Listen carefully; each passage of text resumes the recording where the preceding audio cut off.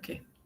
So the question that I posed to you was based on the plot of this story, The Garden of Evening Mist, where the central character Yunling suffers a particular ailment. She has aphasia in her middle age, where she starts to lose memory. Right? She starts to lose her memory. And because of that, she had to resign from work. I mean, she cannot carry out her professional role properly with this kind of a situation. So there is a statement in the novel when we're told, and I quote, "For what is a person without memories?" So back to you. Do you feel your memories of who you are and what you went through and what happened to you as you were growing up, do you feel that that is an important part of your identity? Because the statement is a person without memories. If you kind of read in between the lines from the novel, the first quote that I read just now, it sounds as if the novel is suggesting, the novel by default, the writer is suggesting that a person without memories is one who is like a ghost. You are caught between this world and the next, right? You've got no future, you've got no past. So, or do you feel memories is overrated? Memories about your past and things that's happened to you, do you feel that's overrated? I just want to hear your thoughts before we pursue.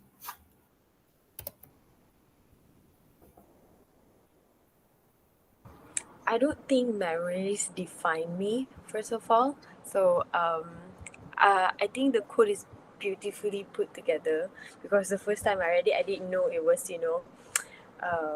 taken out so many times from the book. So I was like, oh, okay. But then, I thought about it and I was like, what about, people who really, really don't deserve things that, been done to them, and, and it relates back to what Yunling suffered. And is she, why is she suffering like that? Does she deserve that? Maybe she deserves that because it's too much for her to carry, since she's the only one that survived, right? So yeah, just that from me. Okay, thank you. Anyone else? For me personally, I think memory plays a role in marking someone's identity, because if you don't have a memory of your past, how can you claim, for example, if I don't have a memory of me being a Malaysian, how can I claim myself as a Malaysian?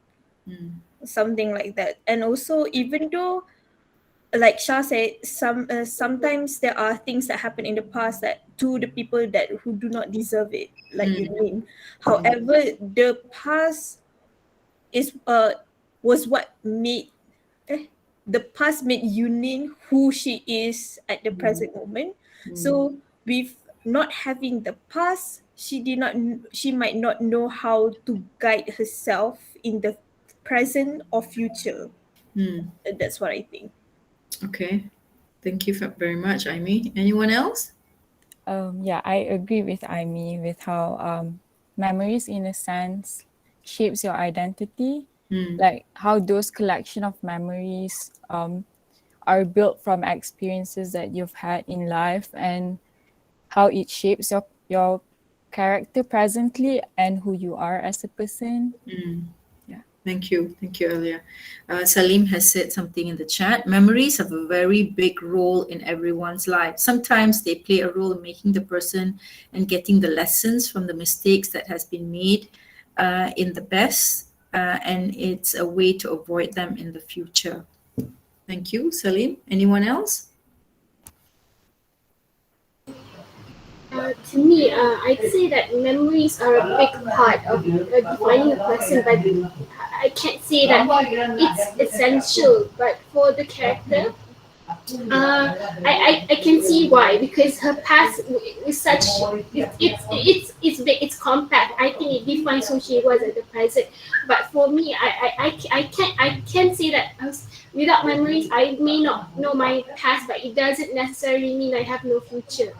I don't think that my memories define me. It is part of me, but it isn't, because some things are done unconsciously or subconsciously. Yeah, so that's what I think. All right, thank you, Lisa. Anybody else? Did I miss anyone?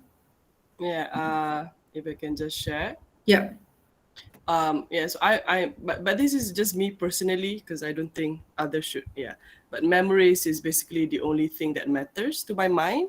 And because other people don't take Dr. Rice's critical appreciation, but the diving bell and the butterfly, right? So it is basically about a paralyzed physically. The main character cannot move at all, but the mind is still intact. So the only thing the mind clinged onto was his memories. So his memories became his world and his everything. So because I'm reading that and I'm studying that. So I feel like without memories, imagine he is incapacitated, mentally as well. So for me, if I have this body but no memories to manage my mind, I am not a person. A body for me is not a person. The mind is a person. So yeah. Okay, brilliant. Thank you. The reason I'm asking is because it becomes a core character in this story.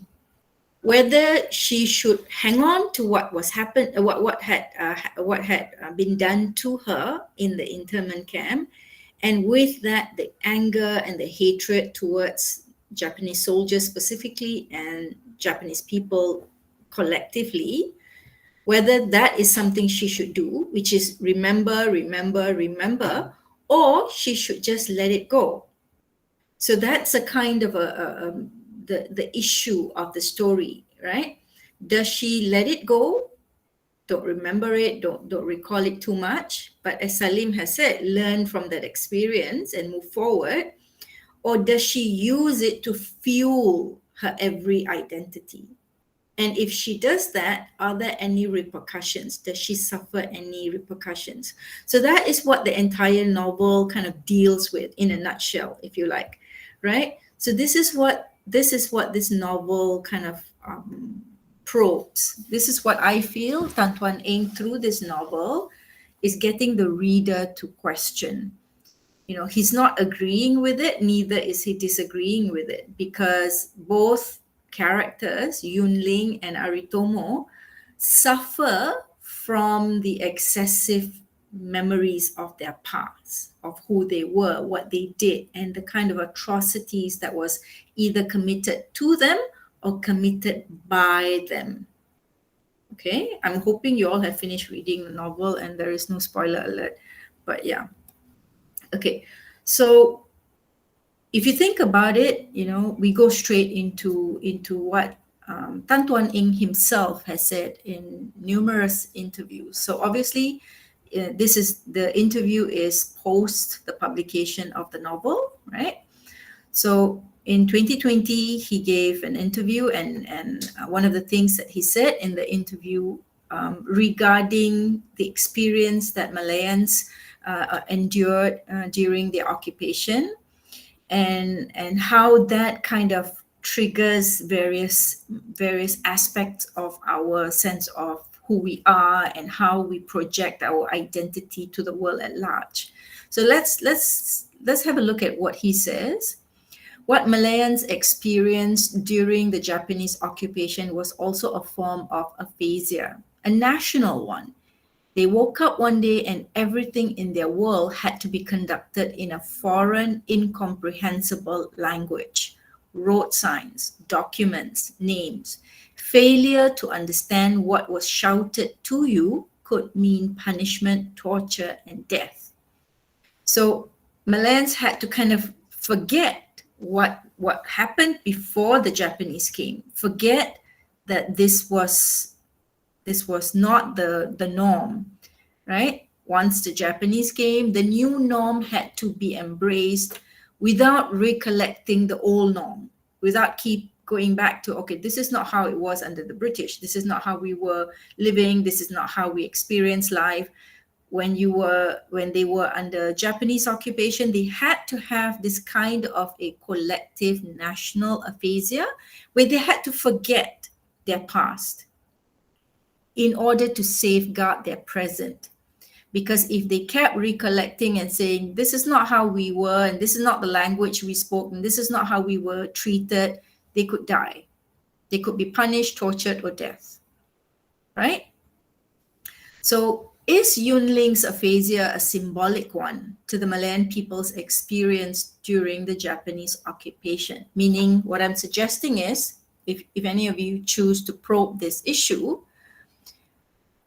through this character's aphasia, Yunling's aphasia, is Tan Tuan Ing suggesting that Yunling is symbolic of the Malayan people experience and how they suffered through the Japanese occupation and how they then dealt with it? Because if you remember what is done to you, the tortures that you're done to you, if you remember it all the time, how do you move forward? How do you live day to day? Right? So maybe the aphasia is something that we all experience. That means we've gone through it, but we've gone through I would say a traumatic experience, but we don't keep recalling it. We just accept that there is this kind of loss of memory, for want of a better expression, in order for us to move forward. Right? So this is what Tan Tuan Ing suggests. Again, I want you to choose any one of these issues that I'm raising in class today, and then deal with it in your own discussion of the novel.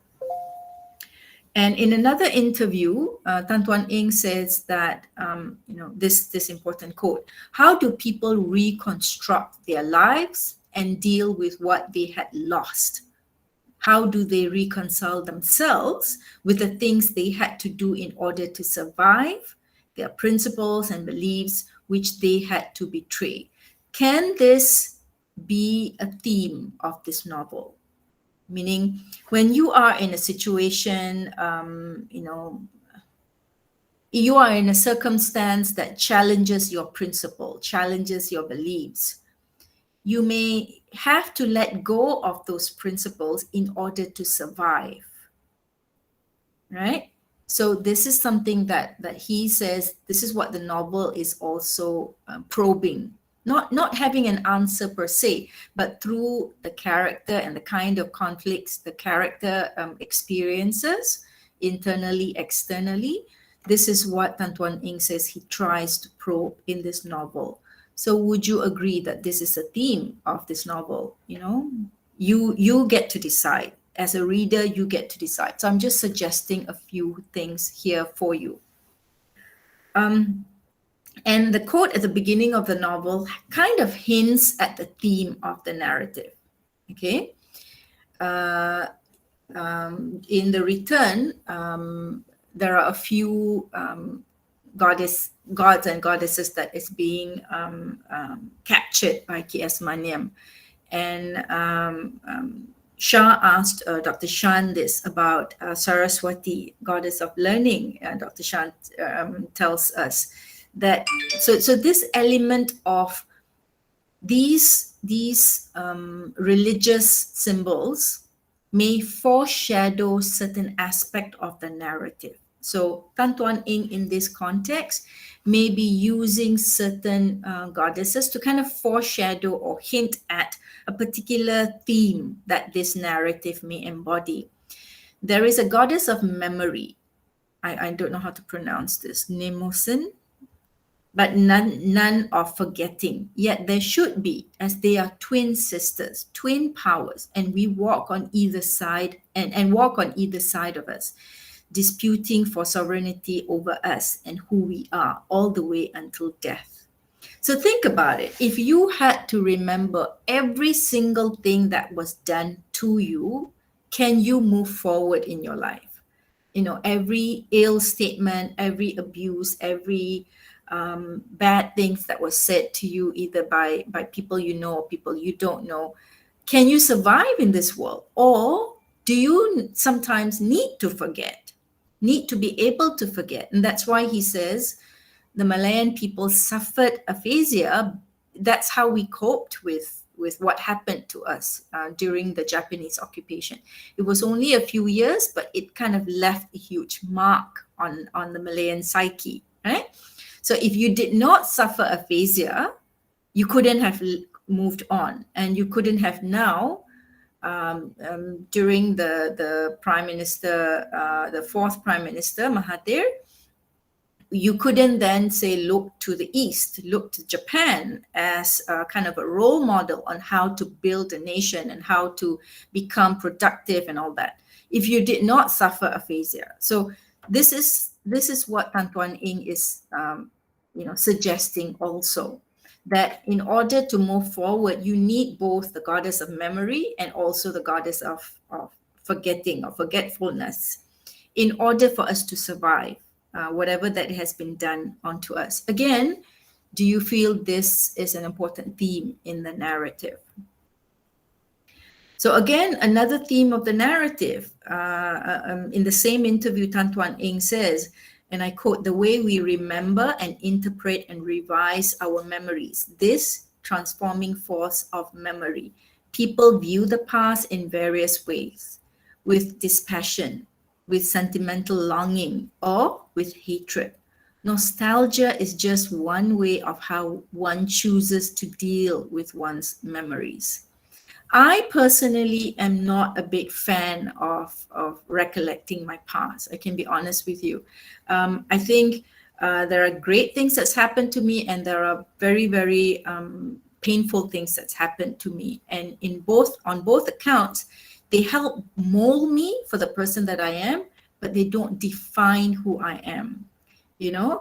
So I am in that mindset of too much recollecting of my past is just nostalgia. It's just romanticizing my past and not helping me move forward. So again, I leave you to decide on those things that matters to you, and use that as a lens in the reading of this novel. Because I'm not going to prescribe to you a particular kind of pathways on how to read this novel. What I want is for you to be able to say, this is how I see my position today.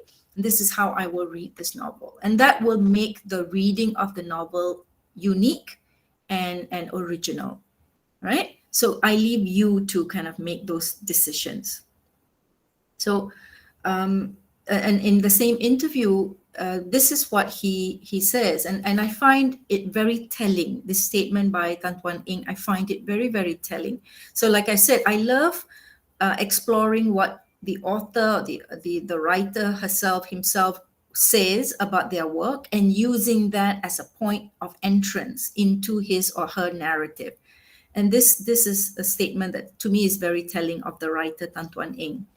I wish to understand, I quote here, "I wish to understand, and how else can we understand another person if we don't regard him or her as a fellow human being? Every character I write must be alive, must come off the page, and the only way to accomplish that is to see them as people with all their strengths and flaws right from the very beginning."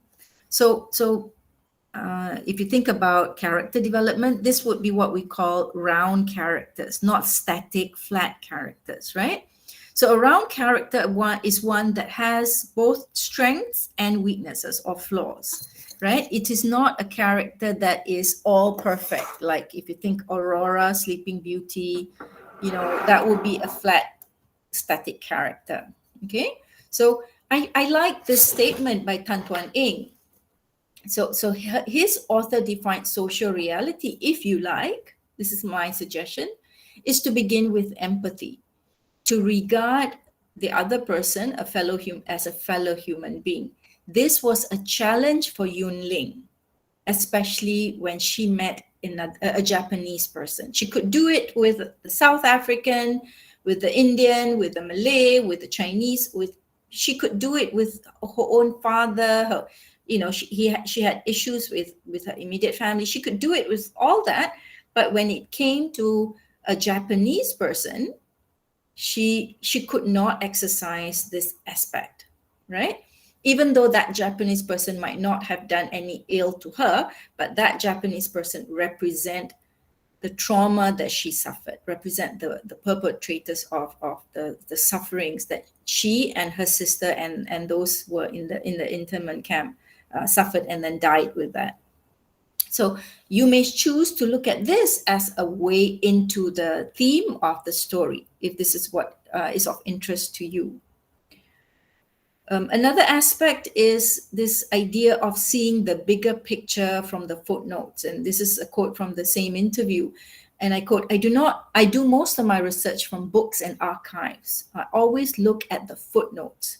They often contain the small human events and stories that do not make it into the grand theater of events. It's in the footnotes that I have sometimes unearthed the most illuminating angles to view the larger picture, a gate into the heart of a complex story. So when you are reading this novel, keep this in mind, how the writer himself creates the landscape of this story that he is creating, and what aspects of the footnotes are being included, you think? You may choose to look at that as your focus of the story. So now comes to the part where I look at how number one, diversity is appropriated in this novel, and secondly, how Tan Tuan Eng also domesticates the English language to this land using this novel.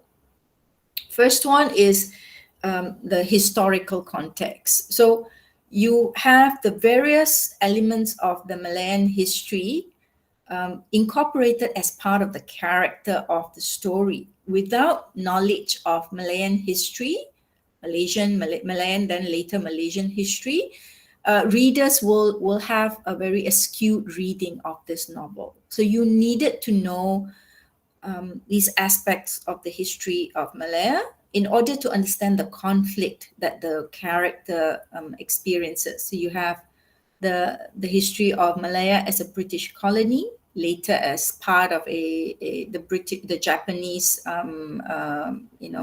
empire during the Japanese occupation. With the surrendering of the Japanese, Malaya then went through the communist insurgent. With the Malayan, with that we experienced Malayan emergency for about 12 years, and then with the departure of British, we then became an independent nation in 1957, and then later became a Malaysian nation with the coming of two other states. So that aspect was pivotal in the creation of this story. Compare this to The Return. That was not an important aspect of the character of the storytelling, right? The historical context was only limited to the plural society context. You needed to know that this was part of a British colony, and during British colony, Malaya was a plural society, and each community was in a separate context. And because of that, the story was told from a very monocultural, ethnocentric perspective. But in this novel, In the Garden of Evening Mist, the historical context were clearly used as part of the plot. Any questions so far?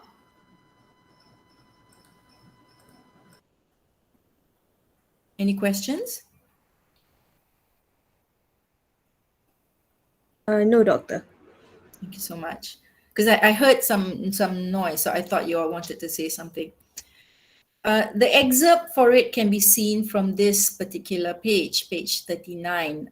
If you've got your novels with you, you may open to page 39. So again, like I said, you needed to know the Malayan history and the various contexts of the Malayan history in order to understand this particular excerpt. Can I get somebody to read this excerpt?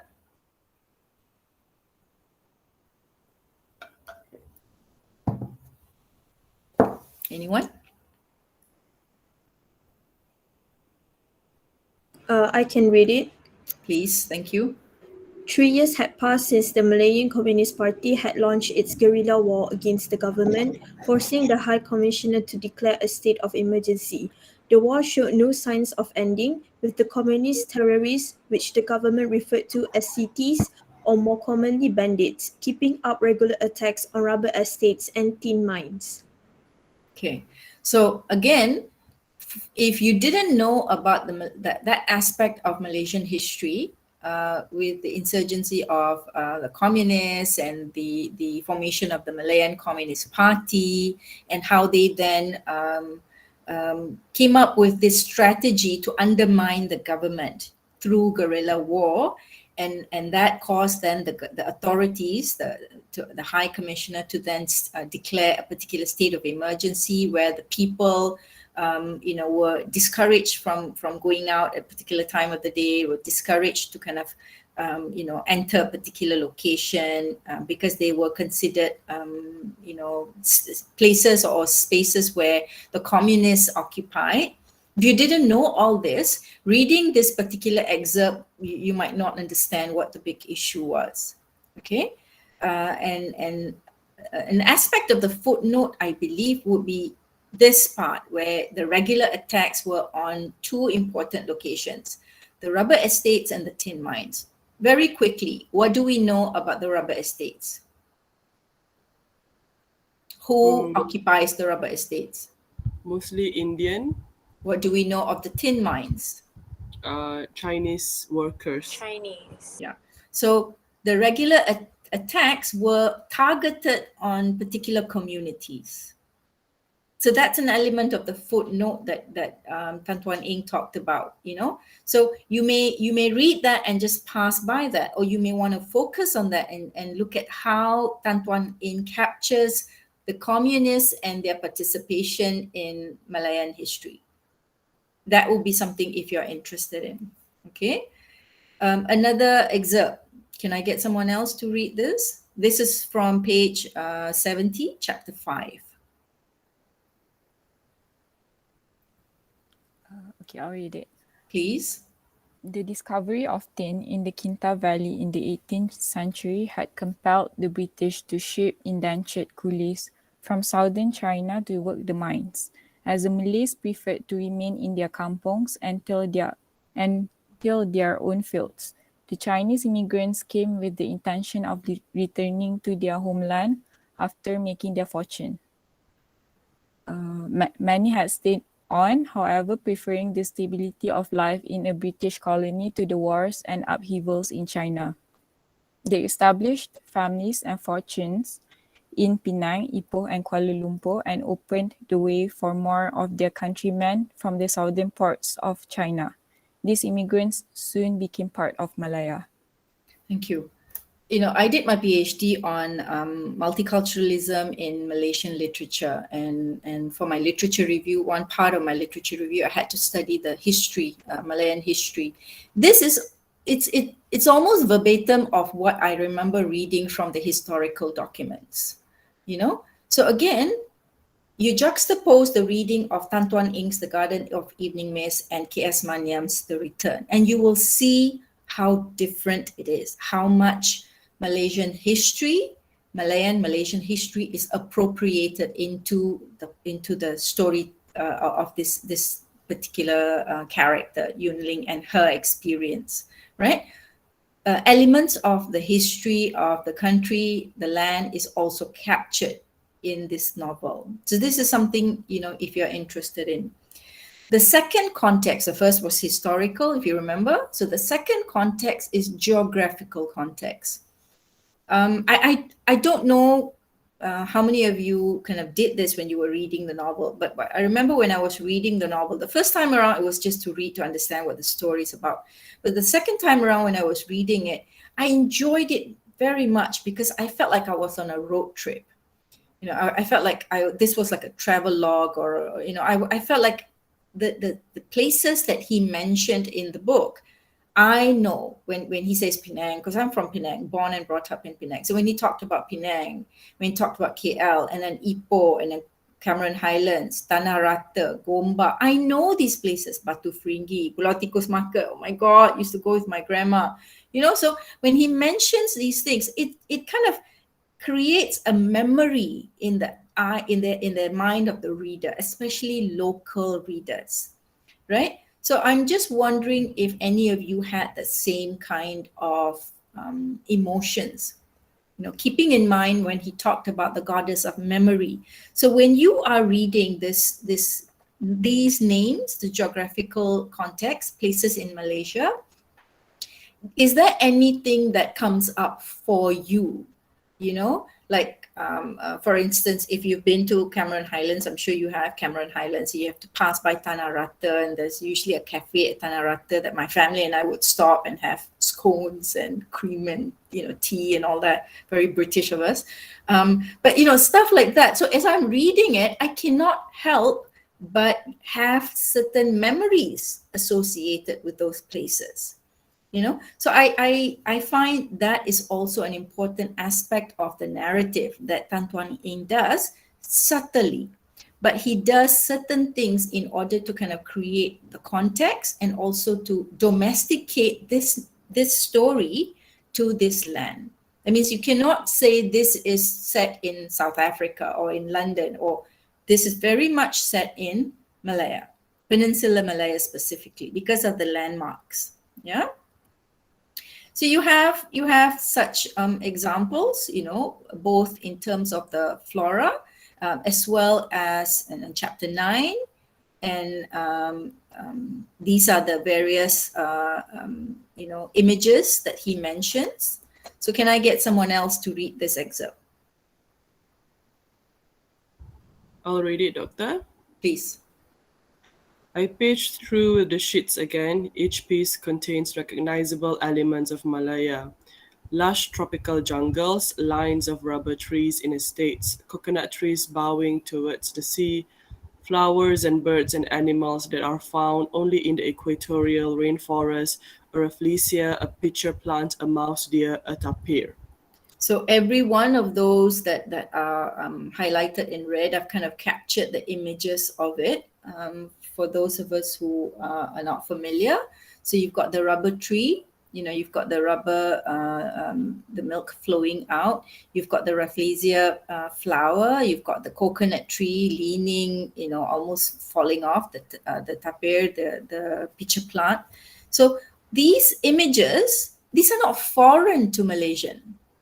Right, these are, you know, especially the coconut tree bowing towards the sea. This is especially those of us who are from Penang. You see this kind of images. This is pretty common. But when you read this as a Malaysian, when you read this, you cannot help but remember images that you have exposed yourself to even before this novel, right?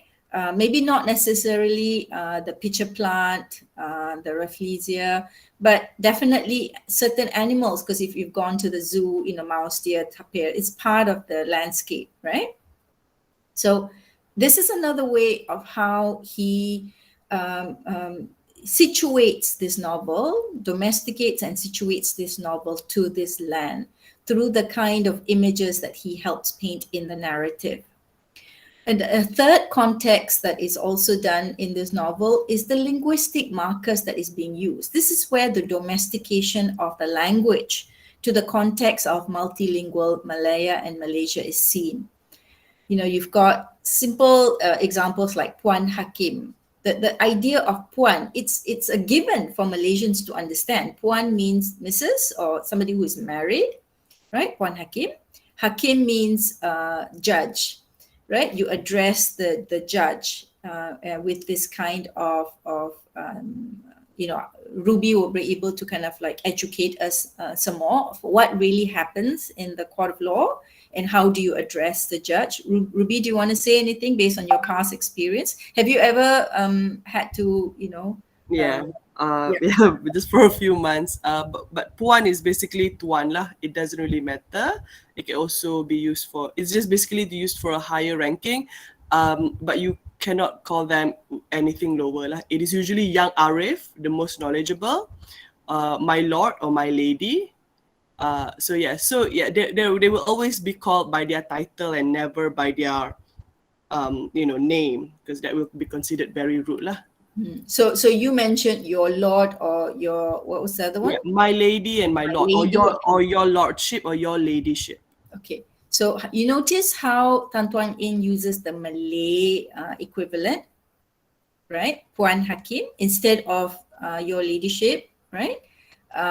That's another way of how he domesticates the story to the context of the land by using the Malay language to kind of signal this person's position. This person is person of authority in this context, but using the Malay language instead, the Malay term rather. Another one that also indicates the use of the Malay term would be la, the suffix la, right? I don't quite know how to translate this into English, but it is something, I'm thinking of Arabic. Is it in the dictionary now? So many of the Malay words. Is la in the No, dictionary? kampung is in No, Oxford. I'm thinking of la because I'm Yeah. thinking of equivalent in Arabic. Arabic. It's just a filler. It's just a filler to put in, just to make it more localized, right? This is how I explain it, la. Unless somebody wants to step in and add to that.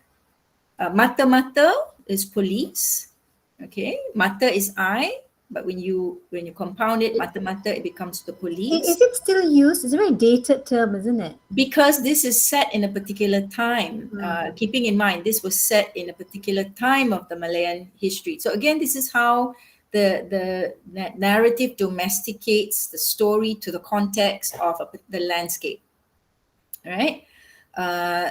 Using Malay words, tolonglah, burung tok-tok, padang. Amma is a more Cantonese, I think, right? Is it? So can somebody help inform me? I think so, Doctor, because when I read Yang Tzu Chu's novels, she both of the novels has Amma in it. Right. So Amma is basically the house help, right? If I'm not mistaken. So it's from a particular cultural context, right? I think it's Baba Nyonya. I think it's Baba Nyonya, no? Okay, perhaps because definitely Yun Ling's family is from the Peranakan background, from Penang. Hence, she doesn't speak Cantonese or Mandarin. She speaks English and Malay better. So again, those elements, as a Malaysian, you're reading it, you understand. You may not be from that background, but you understand those kinds of nuances linguistically as well as culturally. So these excerpts, on page 1 to 4, would somebody like to read this? Okay, I'll read it. We both look to the door when Emily enters. Frederick puts down his glass and hurries over to her, guiding her elbow. Wow, if only Magnus could be here today, she says, a smile floating her lips, her voice arid with age. Hello, Emily, you're looking sprightly, Yuling says. Choi, that word always makes me think of old men with skinny legs walking their noisy lapdogs. Yeah, so simple expressions like wah and choi, like don't say that, like, it sounds bad. So coming from a more Chinese context, then this other one on page 178, where Emily, who is also Peranakan, Emily, as you know, is married to the South African. So Emily looks at Yun Ling, and can somebody say, can somebody read this? I can. Please. Okay. Emily looks into Yun Ling's eyes. You're sick, aren't you? I'm not blind lah, Emily goes on. So what is it, cancer? Don't look so angry lah. Old people are allowed to be tactless. Otherwise, where's the fun in growing old? Yeah, I almost forgot. One of my friends is the head nun in a temple. She wants to see you. In relation to? Yunling asked. How should I know? Ask her yourself lah. And she can be nosy about one thing, and she can conveniently be less nosy about something else. How should I know? True. Ask yourself lah. Like, wow. Old people get away with a lot, so the pleasures of being old. Another aspect or another context is the multi-ethnic context. As you remember from the beginning, when I looked at the different multi-ethnic images of the country that is being made available in the public domain.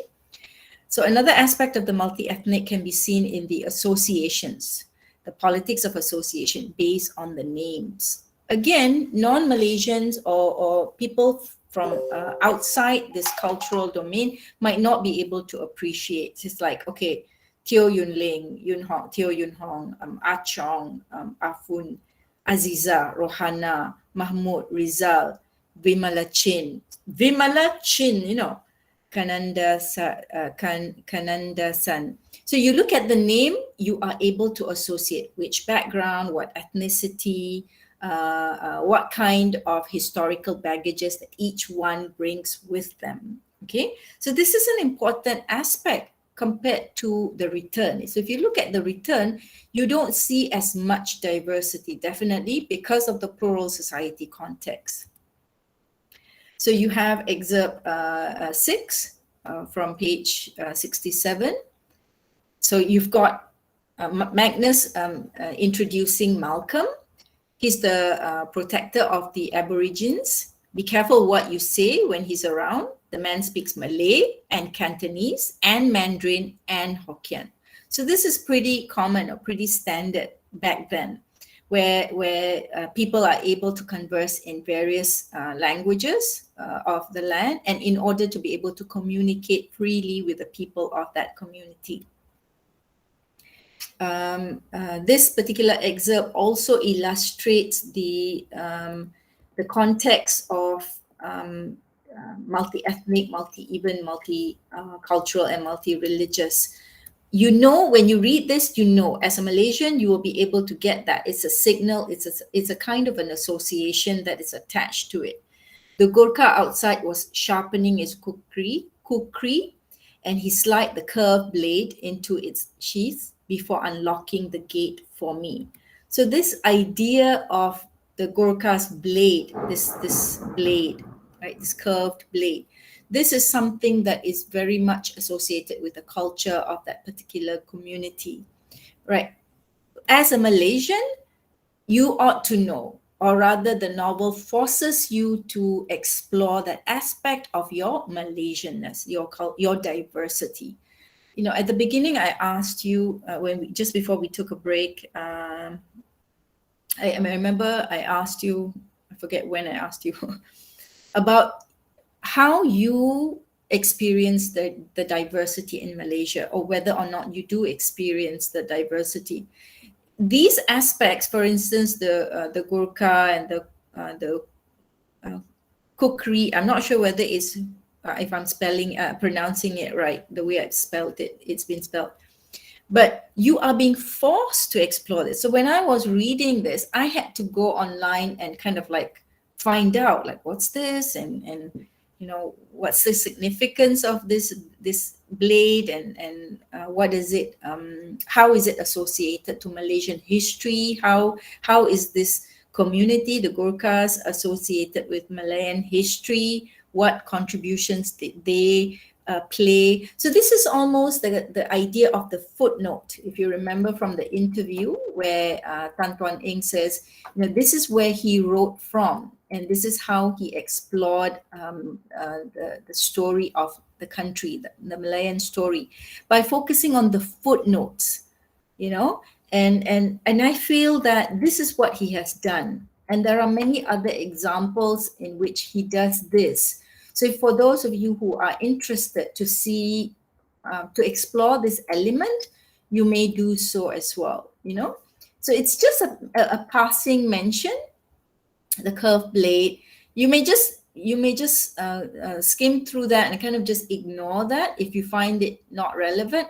But it is an important part also of the landscape of the land at that time. Okay.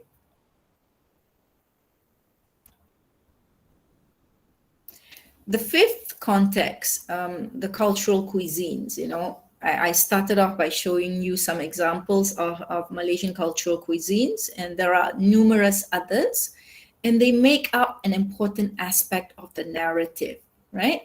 He talks about curry puffs. Take those curry puffs with you, roti bakar, right? So instead of saying toasted bread, which sounds very British, he uses roti bakar, all right? And then he talks about the spices, the scent of coriander.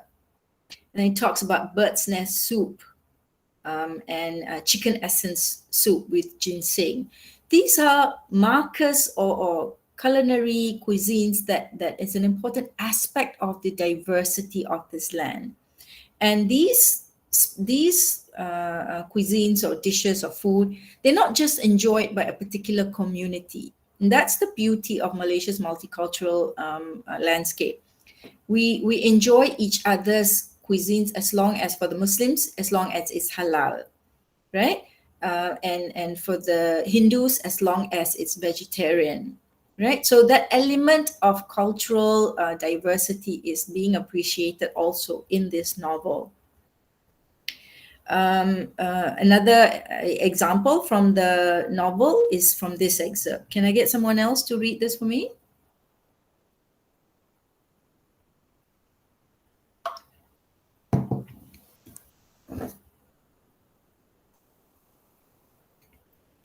Okay, I'll read it. Thank you. 15 to 20 people were gathered on the terrace garden behind the house, a mix of Chinese, Malays, and Europeans. Some lounged in rattan chairs while others stood talking in small groups, a drink in their hands. Plates and cutlery and casseroles of food took up a long table at one end of the terrace.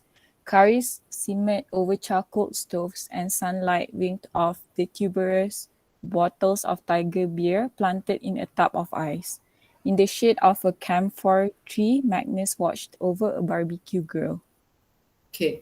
This is something, except for the tiger beer, this is something that we can see in any gatherings, family gatherings, where you have the buffet table on one corner and each food or each dish is either under the tea lights or some kind of warmer, and there will be drinks and people are mingling and you will have this. So again, reading this, the author cleverly takes you, the reader, into your memories, not just what's happening in this story, but also into your memories of, like recently my nephew got married a couple of weeks ago. My nephew got married. It's a small affair because of the current SPO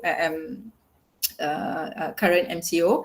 So not MCO, but because of the current situation, that my sister has not been able to invite the entire tribe from Penang. So it's a small affair. This is something like this. So you had the buffet section, and people were mingling, sitting down, talking and mingling, and that idea is in the minds of the reader, especially Malaysian readers, especially those of us who've experienced this kind of either family gatherings or even with friends, amongst friends, your open houses, weddings. So what the writer cleverly does is he dips into our memory as we're reading this scene. I think this is something he does very well. So that image of the goddess of memory on the outset of the novel, he takes it throughout the writing, I feel, and this is what makes this text uniquely Malaysian. That's at least my thesis. Context number 6, multi-religious. 17 times the word prayer is mentioned, and that is within the context of either Muslims, Taoists, Buddhists, various contexts, So within this particular excerpt, the Taoist priest is shown to set up fire on this paper effigies of the Japanese soldiers, and how that kind of like helps to settle the hearts and minds of those who have lost their loved ones, right? This is on page 4. And this is what it looks like if you know, because in Penang, where I grew up, this is something common. You know, I've got neighbors, Chinese, my grandma's place, we lived with my grandma's place in Georgetown. You know, on both sides of our neighbors, we had Chinese neighbors, and then two doors down we had a Sikh neighbor. So, and opposite us also another Chinese, and then there will be Indian family. So it's like pretty common, this kind of things for us to see as we step out our house. We can see these kinds of celebration or ceremonies. And then another aspect that is also captured is the call for prayer from the minaret, and mentions a particular mosque, Jamek Mosque, across the river to echo through the city. Those of you who've been to KL town, you know which mosque is being referred to in this case. And the story depicts Mahmud and his son, the carpenter Mahmud, and his son Rizal, where they were unrolling their rugs on the grass next to the stack of planks. Side by side, father and son knelt to perform their prayers, prostrating themselves towards the west. Again, this is just part of the story. It's not an important element, but it makes for the cultural diversity, religious diversity of the land. Without this, you don't understand the beauty of this diverse land. A seventh context is the communal culture. This I thought was beautifully put together. One of the aspects of a communal culture is, how we take care of each other. Be it somebody who is elder to you or somebody who's of your background. So there are 4 key aspects that I want to draw your attention to. Number 1 is the importance of family reputation. No matter which ethnic group you're from, every community in Malaysia, and by default Southeast Asia and even Asia, maybe even Middle East will be the same. We govern our cultural values through a more communal orientation. And one of the key markers of the communal cultural orientation is the importance placed on family reputation. That means what you do does not just signal you or your importance, but it also marks the importance of the family name, the reputation of the family. So your choices in life and how you project yourself reflects your parents, your family, and by default, their reputation also. Another one is what it means to cause someone to lose face. Okay, this is an aspect of the communal culture. So you may want to say something to somebody, but you say it in a way that they don't lose face. They don't be embarrassed by that, by your comments or your feedback. And another complementary idea is to give face. To not cause somebody to be embarrassed, and to kind of like give face to someone because you want to give them the kind of recognition, especially for elders, right? You visit them to kind of like give face to them, to show them that you respect them, that you have reverence towards them because they are the elders, even though you may no longer see them as important because you don't need them specifically, but you still give face to them in order for them to feel as if they are an important aspect of your life. And that is seen also in the way families pray for those who have passed on, right? The example given in this context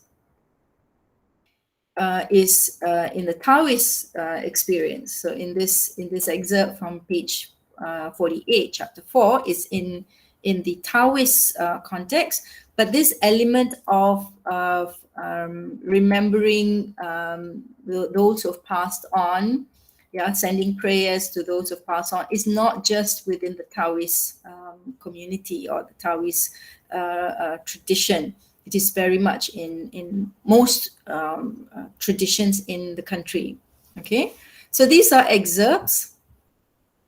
So from page 37, there's a statement when Teo Yun Ling introduces herself, I was born in 1923. This is when she starts to write her memoir. This is the start of her memoir, not the start of the novel, but the start of her memoir. My name is Teo Yun Ling. I was born in 1923 in Penang, an island on the northwest coast of Malaya. Being Straits Chinese, my parents spoke mainly English, and they had asked a family friend who was a poet to choose a name for me. Teo is my surname, my family name. As in life, the family must come first. Okay, so that statement, most Malaysian, if not Asian, will understand that. Family must come first. You put the family's choices or preferences over and above your own sometimes, which I don't necessarily think is all that great, but at the same time, that's the nature of the communal culture. But I just want to draw your attention also to this excerpt, this idea of being Straits Chinese. The narrator expects the reader to understand what that means, right? What does it mean to be Straits Chinese? And why use that disclaimer to show that the parents spoke mainly English, right? So from the name, non-Malaysians might not get this, but from the name, Asians and Malaysians specifically, from the name, she's Chinese, Teo Yun Ling, right? But she makes this declaration, they're part of the Straits Chinese, and because of that, they speak mainly English, right? And in order to choose a Chinese name for the daughter, the parents had met with a poet to help choose a name. That means the name means something, right? Her name means something, but they themselves couldn't come out. Like when my daughter, when I was due with my daughter, my husband and I kind of like had a combination of names, but they were all in Arabic, and Noor meant something, Raisa meant something. So we kind of had a kind of a combination of names. Basically, it's our prayer for her as our daughter. It's like, this is every time we call her by her full name. Right now, whenever I call her by her full name, it's usually when I'm angry lah, kan? But then, it's used as a form of a prayer when you give the child the full name. So in this context, again, the cultural element of the land is also signaled, right? So all these excerpts, will come back to it next week if you want to unpack any one of these excerpts. I'm just going through it because I don't want to take up too much time, okay? So again, about the idea of losing face, page 46 to 47, chapter 3. This is when she recalls something that happens to her. She loses her job. It was because she insulted her superiors. She spoke up. Okay, she spoke up against her own superiors, and that caused her to basically lose her station and professionally. And she was sacked for it. So again, going back to the communal culture. So in a communal setting, the importance of family, the importance of the institution is over and above the importance of the individual. You may have an opinion, but you need to kind of say it in a way that does not embarrass your superiors.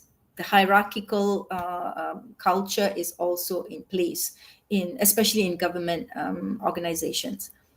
So, Magnus, the friend that she's telling this to, also knows her father, Yun Ling's father.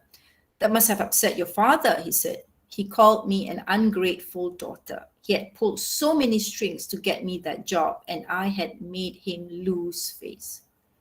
Right? So the father does not see what she has done as she's standing up for herself. She's standing up for what she feels is her right. She's standing up for perhaps her values, her principles. Rather, he saw it as she is embarrassing him. Right? Her actions either brings joy or pride to the family or embarrasses the family. So that's an example of a communal culture. Okay, this is another example of the communal culture about giving face. So, in this conversation, early on in chapter 1, how is Emily?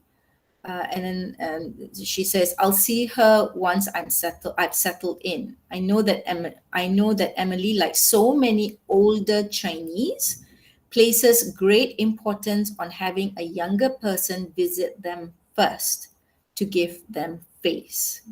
So the idea of you show them respect, especially if they are elder, not necessarily whether they are family members or not, but as long as they are elder of your community, you give them face by doing the right thing to visit them first." So, my concluding thoughts based on this, various contexts that I have highlighted in this lecture, the novel captures both.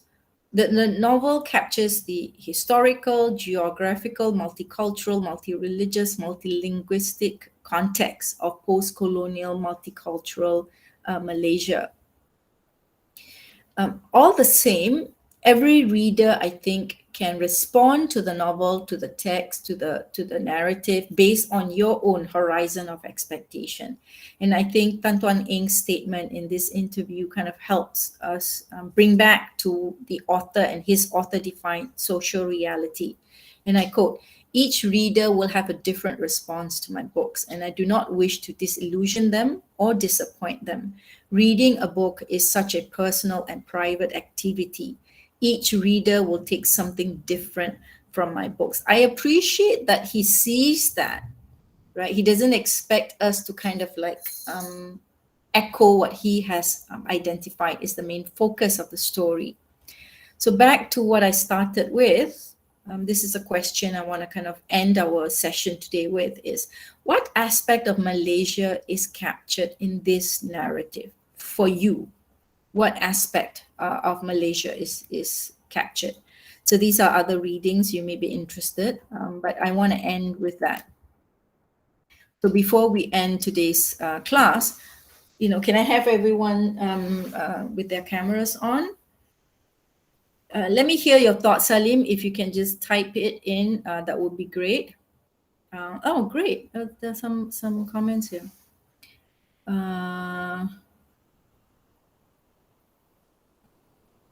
Okay, Salim, both memories and forgetfulness are important, and I am with the idea of concentrating on both of them. Thank you. I agree. I like how Emily, this is from Aimee, I like how Emily thought that Yun Ling had cancer because to me, it somehow localized the conversation. I think growing up, based on my experience watching a handful of dramas and movies made by Malaysians, whenever one of them fell sick, is usually associated with cancer. I wonder if this is a Malaysian trait to assume any sickness related or to or associated with cancer. Good question, but it tends to be, right? I agree. It tends to be. Oh, Salim, I can hear you. Do you hear me, doctor? Yes, yes. Oh, I'm so sorry, doctor, for what happened. I don't know because today I'm at home, and I'm not in my school. That's why I don't know. Some problems happened with the audio. I'm so sorry, doctor. No problem. Go ahead. Okay. Did you want to say something? Yeah, just a question, doctor. In fact, I have a question about the communist terrorists. Do they belong to Japanese or British occupation, doctor? They are I thought, locals. They are Malayans. They are yeah. Malayans. Yeah, they are not Japanese. Neither are they British. They are Malayans, but the party was set up during just after the Japanese invasion. So just my question is, do they the communist terrorists, do they run the policy of yeah, Japanese or British occupation? I mean, do they support? Which part do they support? Are they advocated by Japanese or British? Please. Neither. They have their own manifesto, but basically they want to be able to participate in ruling the land and the way they see as the way the land should be ruled.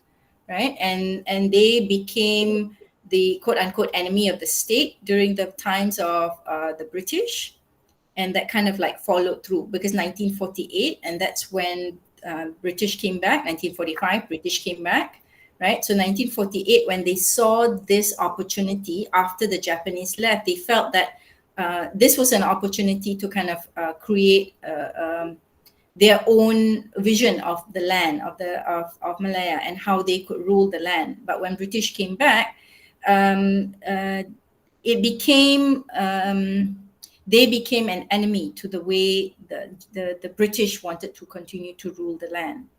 And because of partly because of their choices, also the guerrilla warfare choices, they then became an enemy. So it wasn't that they were pro-British or pro-Japanese. It wasn't like that.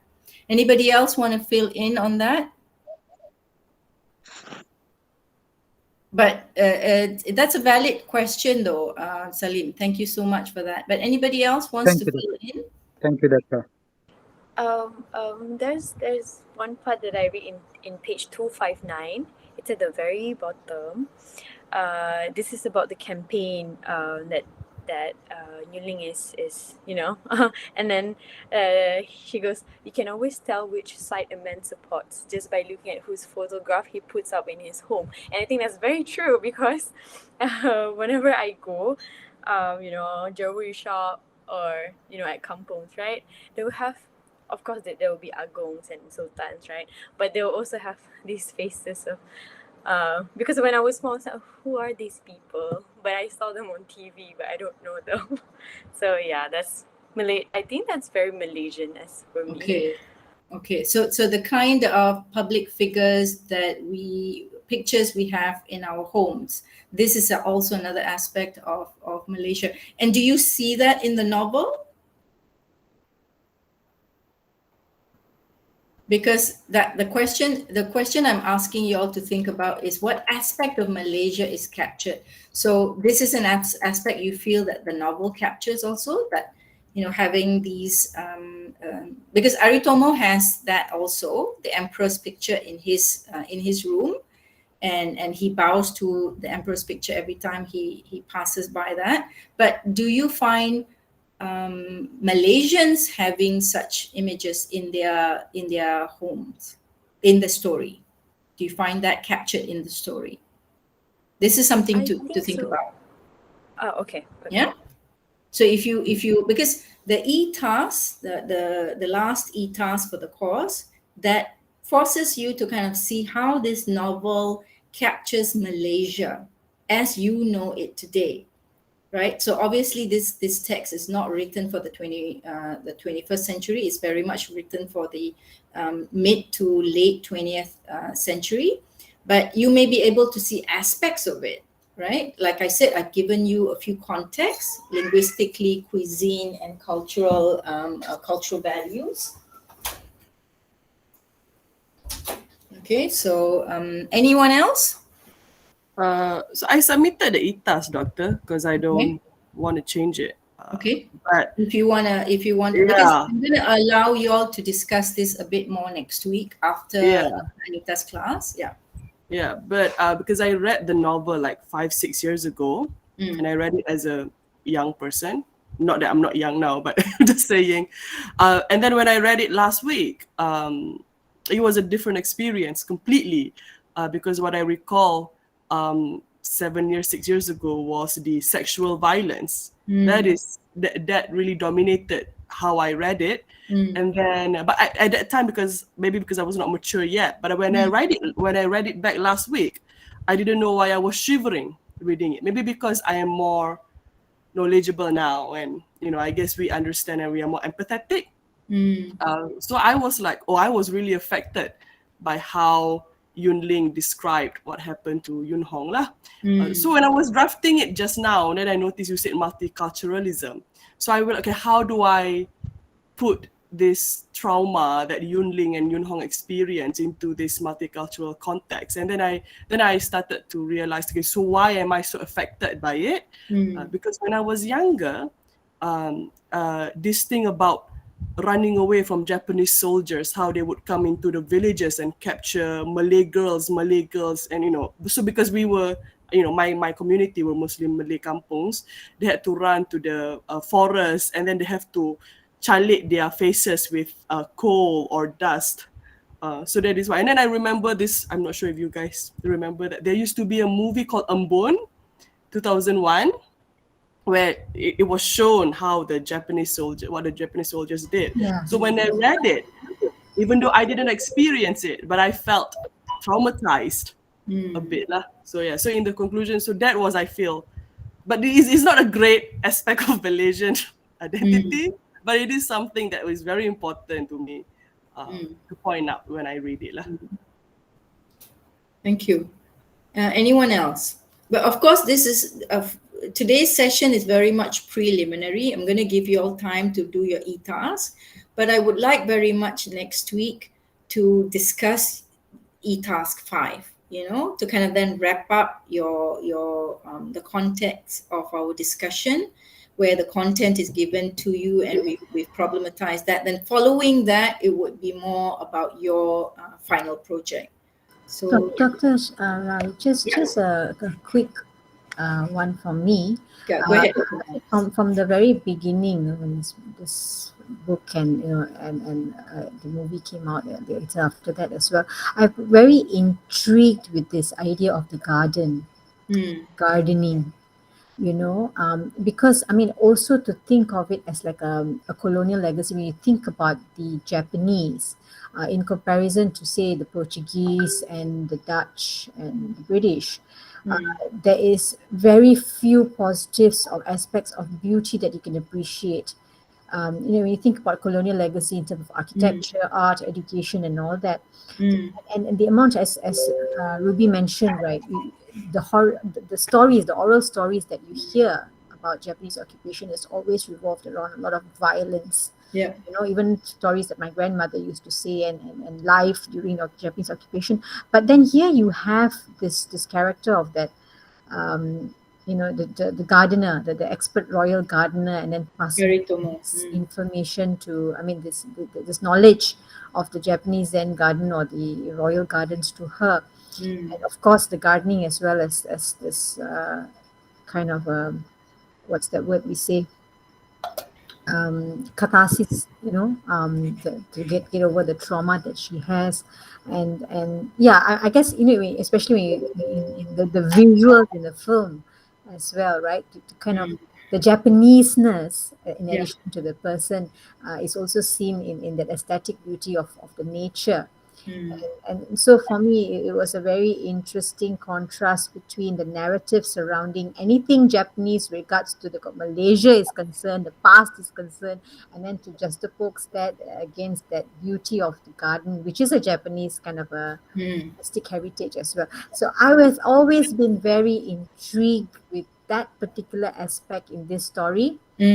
Why did the author choose to kind of Cameron Highlands, of course, the beauty of flowers and gardens and all that, but then also to focus on the character of the gardener.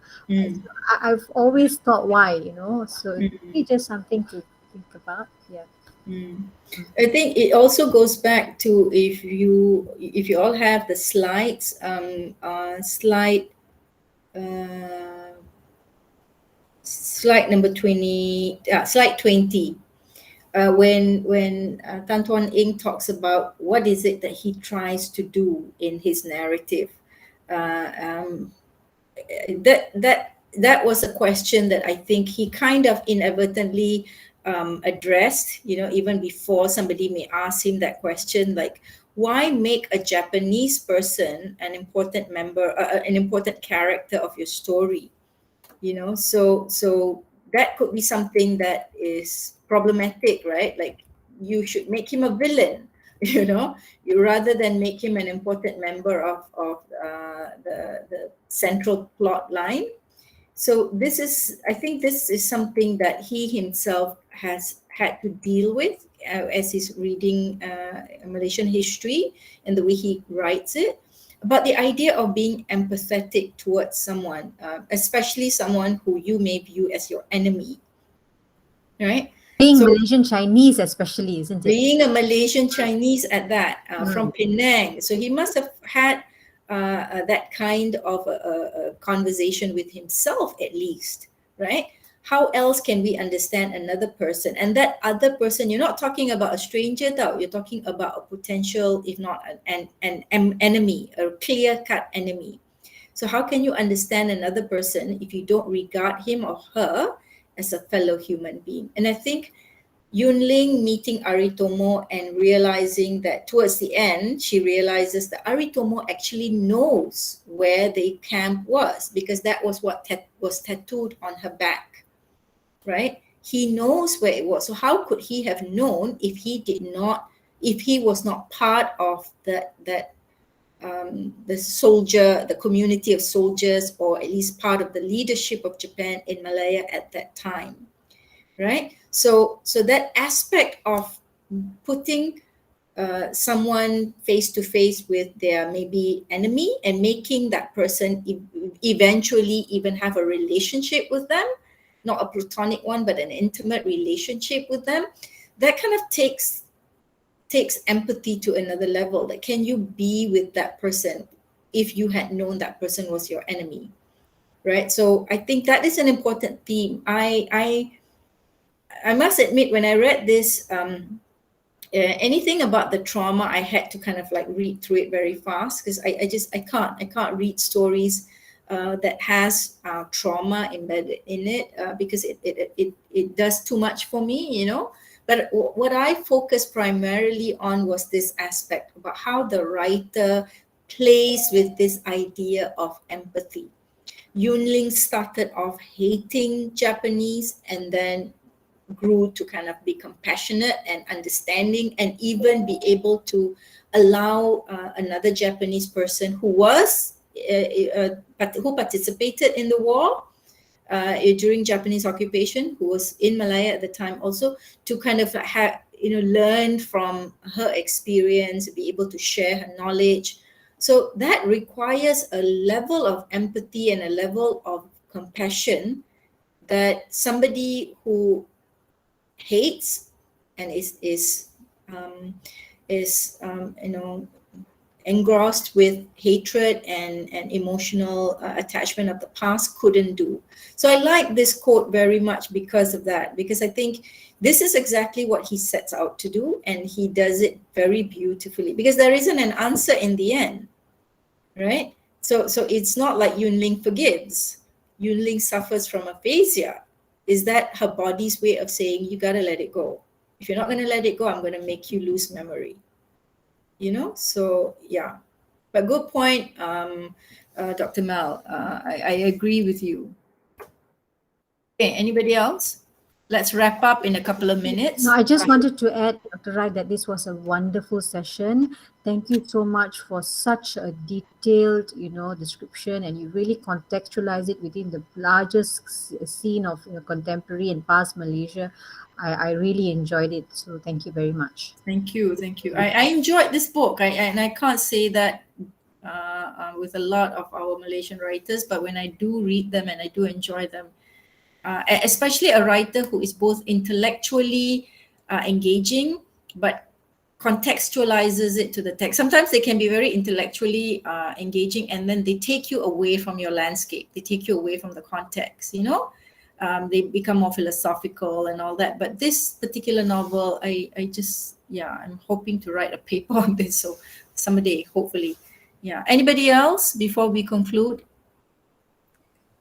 As for me, there is this part in the book, a conversation between Yan Ling and a Malay man during Magnus barbecue session. The man said, you orang Cina, you're all descendants of immigrants. Your loyalty will always lie with China. And then he said, we Malays, we are the true sons of the soil, the Bumi Putra.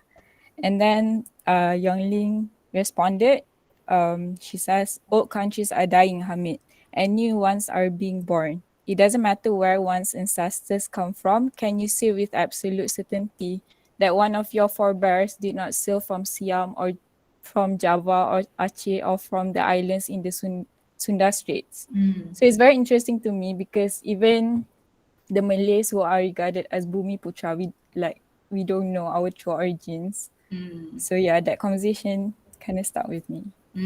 And you can also see how Yunling is also saving the man's face by not just simply saying, "What nonsense are you talking about? Please leave." Instead of being argumentative, she kind of takes him on that kind of a discursive path. So yeah, so that will be an example of the communal culture that this narrative appears to champion. So thank you for that. Yeah. Anyone else? We will take this conversation next week. I'm not saying this is it, but I don't want to. Obviously, you've just had the lecture, so you might need time to kind of like digest what I've introduced to you.